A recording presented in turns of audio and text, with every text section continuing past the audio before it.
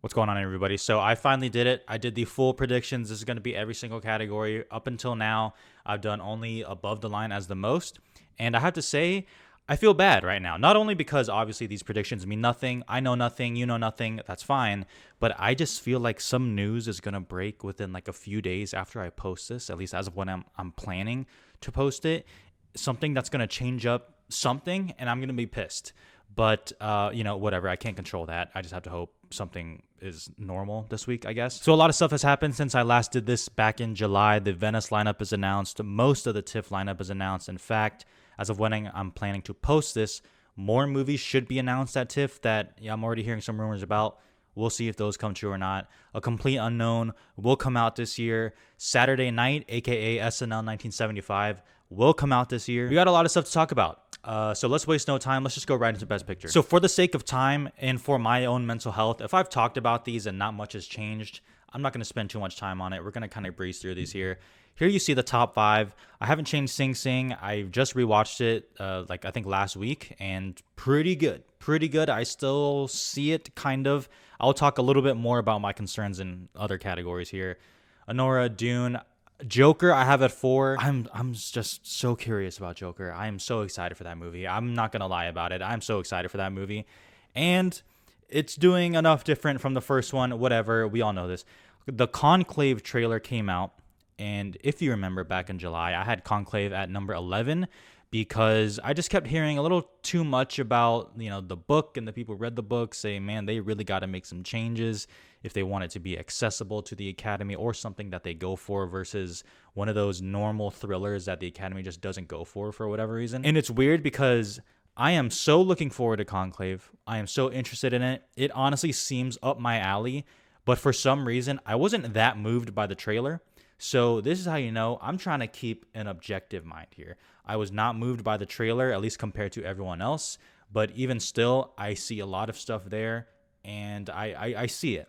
Now, it was rated PG. I just saw that the other day. It is rated PG. And that's odd. I think it's okay to say that's odd. I don't think you should be like, if you had Conclave at number 2 or something, I don't think you should then be like, okay, let's move it down because it's PG. But it is something to note. It is something to note. We'll hear about it soon because, just in a few weeks, festivals are going to be starting up here. So that's fucking crazy. Rounding out the top 10, I still have The Room Next Door. Shout out Pedro Almodovar for putting in that work. I am inspired by the speed of which he gets his shit done. I had that in number 6. That's going to New York and Venice. We'll see about TIFF. We'll see. Blitz, I still have it there. That is going to close New York. That's cool, and it's then going to open the London Film Festival, and then it will come out in November, whatever. I don't really know what to do about Blitz. I could see it winning Best Picture. I could see it being somewhat of a disappointment, at least in terms of the Academy. Let's be honest here. Like, Widows, a good movie, just not embraced by the Academy. So we'll see. This seems more friendly, though. Queer, so a few days ago, I actually had Queer at, like, number 11. I moved it down, and then I moved it back up. I'm trying to think, like, what is inevitably going to be that critically acclaimed movie that just does not click with the Academy for whatever reason, whether that is a May December, whether that is All of Us Strangers, like what is that going to be? And I was like kind of looking at Queer to be that movie. It was like almost 3 hours long at that point, and I'm like, man, I could see this being that movie, that critically acclaimed movie that doesn't click. And then I just thought about it, and I was like, I don't want to do that really. And then the runtime was actually updated. I think it's closer to 2:15 now, I believe. And that's something. That's something. And, just based on other categories, I'm going to have it in. But, I'm throwing that out there. And then 10, I have Emilia Perez. I am still very weary on this movie. I am not like this is going to get a fuck ton of nominations. Because, again, I just think it does mean something that the people who have seen it are like, some people are like, I don't know. I think the reception could go down. We'll see. It's all up in the air. Whatever, though. I have it at number 10. All right, 11 through 20. So, A Complete Unknown. I was very tempted to just throw this in Best Picture. It almost assuredly will now be Searchlight's biggest priority. And that is something. That is something. You would have to think they feel pretty good about it to, I don't want to say rush it, but to kind of say this will be coming out in December. There's no confirmed date in December. I have to assume it's like a Christmas time release just based on Night Bitch and their release date with that. I think the trailer as a teaser, and people need to remember this, as a teaser, I think it looks good. It didn't really move me one way or the other. I was just like, okay, it's a teaser, like solid. I wasn't like, oh my God, that is trash. And honestly, maybe just being a music biopic Oscar movie, maybe that's enough, right? Especially in this year, maybe that's enough. And I'm interested to see how Chalamet is in it. But, I like James Mangold. I like James Mangold. James Mangold has made a lot of Oscar nominated films. Whether or not you like them, that is irrelevant. It doesn't matter because clearly the Academy does like it. Ford v Ferrari got in Best Picture in the year of our Lord 2019. That amazing, amazing year for movies in a very competitive Oscar year. That got in. It's won people acting awards. Like it's something I'm definitely taking note of. I want to see a little bit more though. I want to see like the full trailer. I want to see hear some buzz a little bit more about it before I just throw it in. But I mean, it can so easily get in. Gladiator 2, again, Ridley Scott's got me by the balls, man. I don't know what to say. I like the trailer. If you are upset about No Church in the Wild being played, like, I'm glad that's a really big problem for you. Like, I'm jealous of your life. I will not spend time arguing about that because it's sick as fuck. I think it looks good, and even if you don't, I mean, Napoleon got several nominations just based off the craft, and I have to assume you at least think Gladiator looks better than Napoleon on a visual scale. That's at least what I think. It's easily some text, and we'll see how far I can go from there. Saturday night, I am weirdly very excited for this movie. I don't even know why. It's not like I'm even a Jason Reitman stan or anything like that.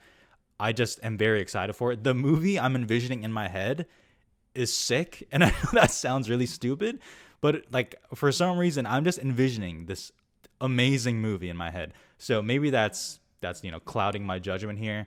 I want to see what festivals it go to. There's a lot of talk about Telluride or New York. Jason Reitman does have a very good relationship with TIFF. I would selfishly love for it to go to TIFF. If it does, could it win the People's Choice Awards? Maybe. We'll see. It's at 13 though. And then from there, I'll kind of speed through, the piano lesson. There's some potential there for that. Night Bitch has unfortunately gone down. That was where I kind of planted my flag before I knew A Complete Unknown was coming out. And now it just feels so obvious that A Complete Unknown is going to be that movie for them. But we'll see. There's still a lot going for Night Bitch, and particular Amy Adams that got the TIFF Tribute Award, which has a very, very strong correlation with the Oscars. We'll see. Maria, very interested about that. Is this a Jackie, a Spencer, which means they don't get in Best Picture? Or would Jackie have gotten in Best Picture in a year of a set 10? We can argue about it. The Seed of the Sacred Fig, I never put it in Best Picture, and as time goes on, I think that might be the right choice. We'll see how Neon really feels about its award chances just based off of where the movie plays after this. We'll see. A Real Pain, I'm just not a believer. I'm just not a believer in it. And again, the Searchlight thing, I don't know. I'm just not a believer. And again, I like the movie, so that's not even like that. Wicked, Nosferatu, I mean, some tech potential there, but we'll see. Director is the biggest headache, and I really don't want to spend time on this because I'm so lost. I'm so lost in director. Denis Villeneuve, you are a thorn in my side, brother. You can win, you can get snubbed. That's your ceiling and floor. That's it. I don't know.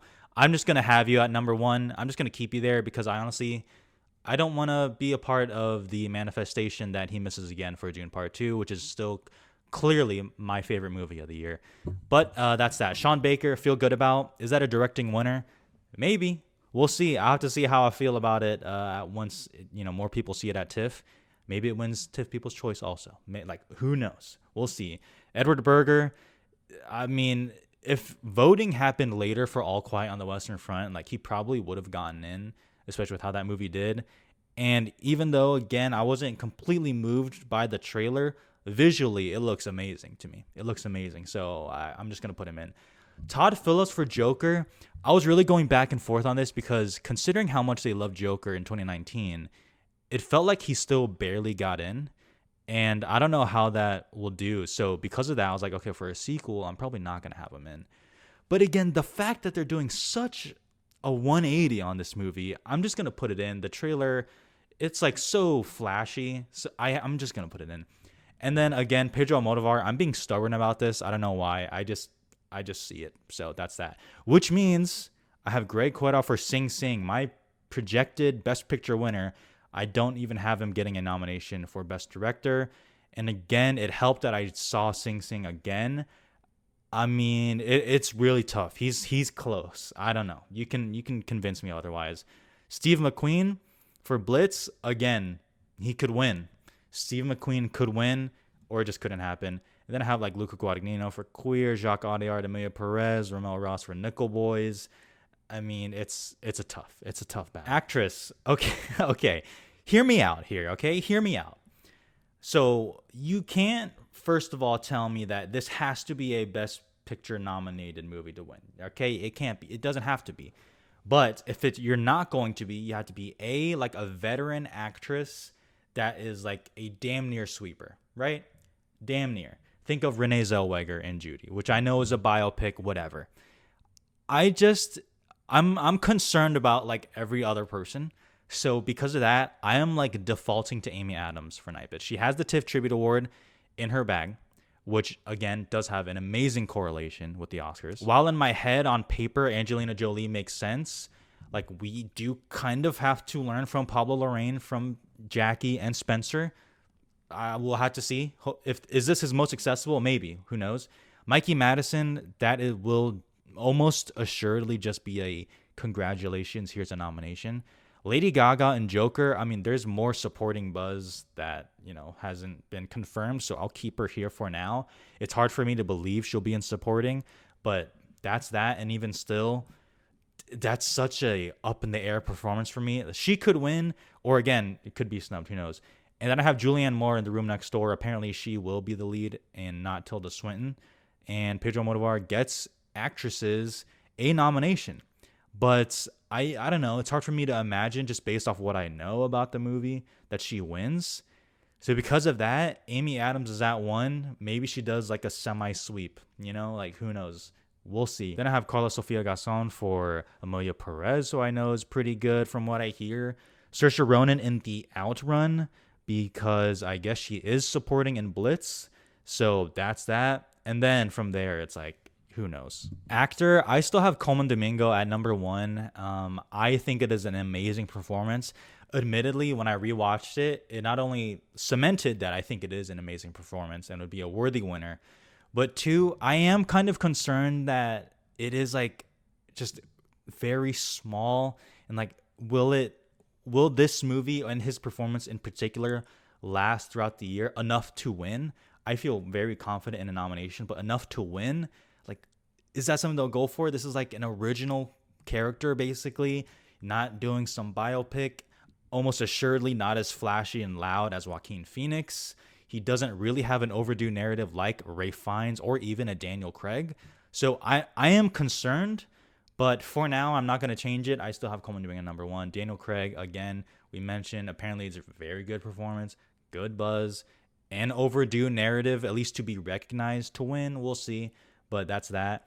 Joaquin Phoenix, I really would have no problem snubbing him, but again, it's doing too much that's different, and I hear he is just like arguably even better in this one. I don't know. Ralph Fiennes and Conclave, I would like to see it. I from the people who read the book, you tell me, is this an actual Oscar part, or is this a very subdued like performance? But even still, it feels good. And I still have Timothée Chalamet in. You got to do it. He is still playing Bob Dylan, people. So I have him at number 5. That rounds out the actor 5, which I think a lot of people have, which doesn't make me feel good. So that's that. Up next, I have Andre Holland in The Actor. I'm just kind of taking a swing on someone that comes out of nowhere, really.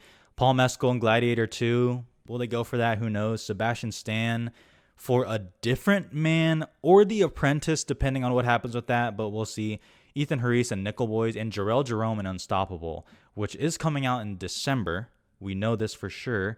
An Amazon MGM movie based off the ASU wrestler that won like the state championship, or won a championship with one leg. And I know this because he goes to ASU. He played for ASU, which I went to ASU. So I'm very familiar with that story.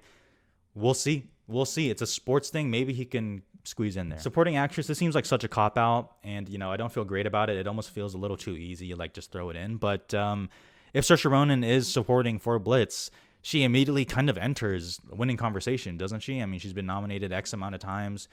For how young she is, she does feel overdue already, which is crazy. Blitz is presumably a Best Picture nominee. The pieces are there. We'll just have to see how it is. Danielle Deadwyler in The Piano Lesson, I guess, is pretty good compared to the stage play. So I have to believe that. Anjanou Ellis-Taylor and Nickel Boys, again, that's assuming that's a big part. I haven't read the book. You tell me. Zoe Saldana and Amelia Perez, I guess there is some buzz there. Again, this category is like, I'm just going off of what other people are telling me about the movie. So that's that. And Tilda Swinton in The Room Next Door, because Isabella Rossellini in Conclave, I guess from some test screenings, not only did they say the movie was good, but she has some moments where she really steals the movie, but she's not in it that much, I guess, from what I hear. And I combine that with the fact that, like, this part was apparently super duper small in the book. I'm just being a little cautious. That's it. Would love for it to happen. We'll see. Natasha Lyonne for His Three Daughters. I just don't think this movie is an awards contender, really. Then you get Selena Gomez and Amelia Perez, Elle Fanning in A Complete Unknown. Joan Chen and Dee would be amazing, but I fear that movie is already kind of being forgotten about, but, I'll keep her there. Supporting actor, also really tough. Samuel L. Jackson in The Piano Lesson. I'm going to keep him at number 1, as are a lot of people. Clarence Macklin is just so damn good. I'm sorry, I just feel good about a nomination here. Denzel Washington in Gladiator 2, I mean, he gets in for more obscure stuff, and I guess he has a really juicy role. You can see that from the trailer. I'm going to keep him there. Stanley Tucci, I don't know. I was honestly going to remove him after the trailer, but, I won't make any rash decisions based off a trailer really like that. Test screenings, I heard he is pretty good in it, so I'm going to keep him there, but I'm throwing that out there. And I guess Edward Norton in A Complete Unknown, just because I have to maintain, not that I even have an agenda against this, I swear I don't. This would be a good nomination if it happened, but I really struggle to see a real pain getting like multiple nominations. So I have Kieran Culkin at 6, Harris Dickinson for Blitz at 7, Drew Starkey, John Lithgow, Mark Edelstein from Anora. So that's that. Best Original Screenplay, Anora, I have at number 1. That makes sense, followed by Blitz and The Room Next Door and Saturday Night, which is the first time I have it getting nominated somewhere. Spoiler alert, I have that as the only nomination. It feels like a lone screenplay thing to me, but again, I'm really excited for it. I hope it's amazing and it can break into other categories. I don't know why I feel this way, but I would like to see it. And I have a real pain also being a lone screenplay nominee. So we'll see about that. Seed of the Sacred Fig, the one thing it has going for it, I guess it is a very dialogue-focused movie, so that it could happen there, and that is a way to get some recognition there. His Three Daughters, Maria, Amelia Perez, Hard Truths, like Dee, then, it's a little tougher down there. Adapted is a lot tougher to me, and it can go a few different ways. Sing Sing at number 1 is what I feel good about, and Conclave, Nickel Boys. I guess I will have Dune Part 2 in. The more I think about that, I want to remove it. I really want to, but I already made this, so I don't want to change it. And The Piano Lesson, I'm kind of taking a swing here where I say Joker doesn't get in, even though it got in the first time because, more of a musical-focused movie. A Complete Unknown, I don't really feel that there's a need for it. Queer is very tempting, and maybe I would switch Queer with a Dune or a Piano Lesson, but whatever. It doesn't matter. I can change it later. Night Bitch Gladiator 2, congratulations, you're down there. Cinematography, are y'all gonna kill the Joker trailer for that? Could it win? I want to say Dune is like undeniable, but the trailers for Joker, I just envision them going for it more. And especially since the first Joker didn't win cinematography, and the first Dune did, there's more of an urgency to do it. Urgency might be too strong a word, but there's no reason, I guess, to go for Dune Part 2.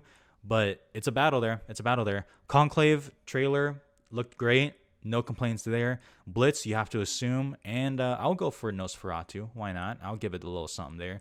Then A Complete Unknown, which I wasn't blown away by the cinematography, even though it still looks pretty good, but we'll see for the rest of the movie. Queer, Maria, Amelia Perez. Saturday Night, I saw some Lubezki type shit. So, well, I'm keeping my eye on it, I guess. Costume design, Dune, I have at number 1. That didn't win for the first one, so that's something that I would pick up that's new. Wicked, I just feel like that's gonna happen. Gladiator, that's probably just gonna happen. Blitz, maybe for Blitz, I'll have to see how it is. And then Joker, I just feel like it's too in your face for it, but we'll see. Maria, I'm too burned by the whole Spencer thing, but that could be a good one to put in now that I'm thinking about it. Beetlejuice, Conclave, Nosferatu, Furiosa. We'll see. Editing, I have Dune winning, followed by Anora. I think that'd be cool. Conclave, if it is really a thrillery type movie, editing makes sense. Sing Sing, I have it at number 1 for picture. I'm going to have it in editing. And then Joker, because, again, musical. How much of a musical? Whatever. I'm tired of this conversation already.